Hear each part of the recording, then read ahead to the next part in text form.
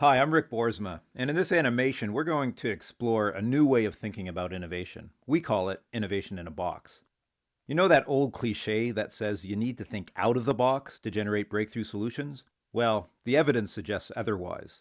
Research shows that the use of a structured innovation approach, like what's presented in this overview, allows an average group to produce 500% more useful ideas than a so called creative group using conventional brainstorming. Innovation in a box produces breakthrough thinking. In effect, we give people a new box that provides structure, clarity, and tools that'll help them innovate effectively. We agree with that old cliche when it suggests that, yeah, we operate in boxes. But we'd argue that having a box is actually a good thing. Your box is the product of nature and nurture, your genes and your life. It provides you with structure, processes, and tools that help you navigate the world. In fact, successful organizations also have boxes. In Good to Great, Jim Collins says great companies are like hedgehogs. They have a singular focus, they're the best at what they do, and it works for them. In other words, they're great at operating in a profitable box. Whether you're talking about individuals or organizations, the problem comes when what's worked in the past is insufficient to deal with the current reality. We live in a world characterized by complexity, by change.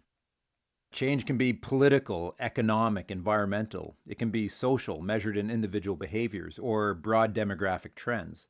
Change is also driven by science and technology, evidenced in the flood of discoveries in physics, computing, and the life sciences that are constantly transforming our lives.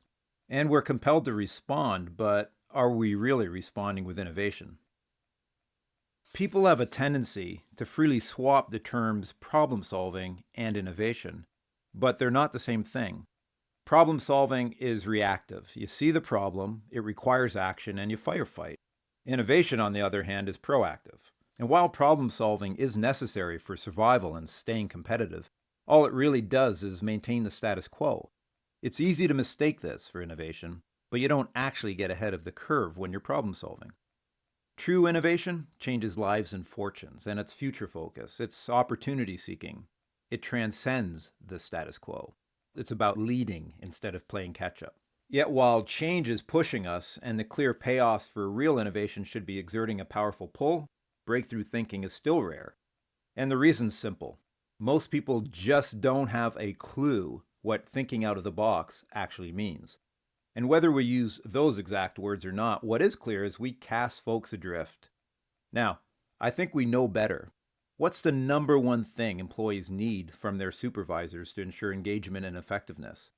Clarity. But clarity is absent from most innovation.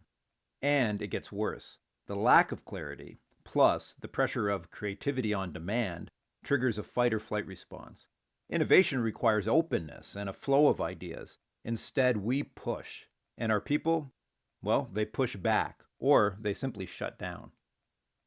It's not enough to say, think differently. If we expect people to think outside of their boxes, we need to provide them with a new box that gives them the support they need to be engaged and effective. Let's define what we're looking for. We know there are 5 attributes of highly creative individuals. In an unstructured environment, someone who is highly creative will produce a lot of ideas, a wide range of ideas, original ideas, and they elaborate. They grow and strengthen the ideas.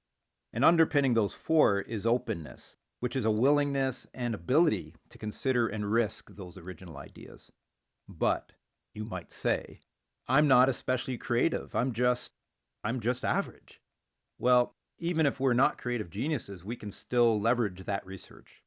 We can't change our wiring, but there are 2 ways of increasing our creative output to achieve that 500% increase that I mentioned earlier, through people and or process. By people, we mean creating an innovation dream team.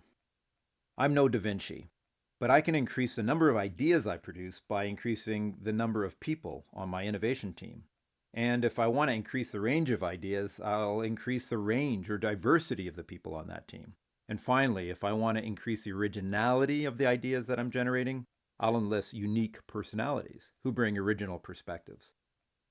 We use a 4-quadrant model to describe and build well-rounded innovation teams. Each of the quadrants is a box, representing a different way of thinking and innovating. A balanced team will have people who are analytical and logical. They'll be good at investigation. It'll also have big picture thinkers who are excited by and good at generating lots of ideas, what we call ideation. There'll be people, focused on the impact of the team's solutions, especially on customers. And finally, we'll have implementers. They're going to be organized and disciplined and planners and project managers. Without them, our best ideas will probably never be delivered. A dream team can effectively think out of the box because it has all the boxes covered, and each member gets to operate in their box, exploiting their strengths. But you ask, what if my team, as nice as they are, isn't a dream team? What if we're all implementers or all ideators? Or more to the point, what if you don't even have a team, but are left to innovate on your own? This is where the I5 process comes in. The 5 stages of the I5 process mirror the boxes in our thinking preferences model, and each box contains tools that make out-of-the-box thinkers engaged and productive.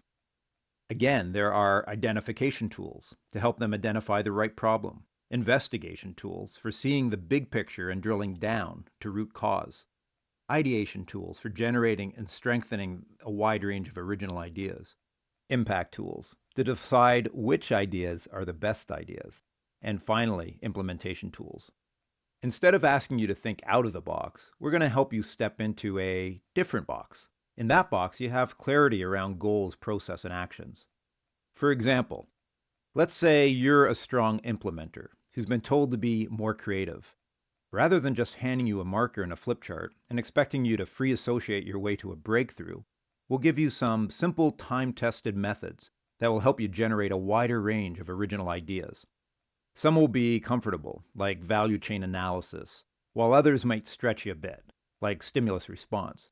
But they all give you a structured method, a new box as it were, that will make you more effective and help you feel grounded. And it works no matter what your original box is. Asking a strong creative like me to manage a project is asking me to think outside of my box. And I know from experience that although I may never be a natural at it, I can pull it off. In fact, I can do it well using implementation tools like Gantt charts, prototyping.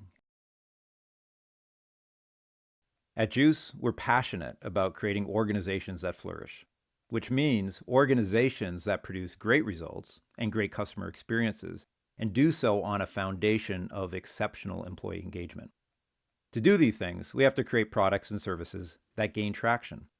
We know a lot about innovation, alignment, engagement, conversation, and dialogue, but what we do best is develop learning and change solutions that stick. In the case of innovation in a box, this means creating a grassroots culture of innovation in your organization, one person and one team at a time. Thanks for checking in.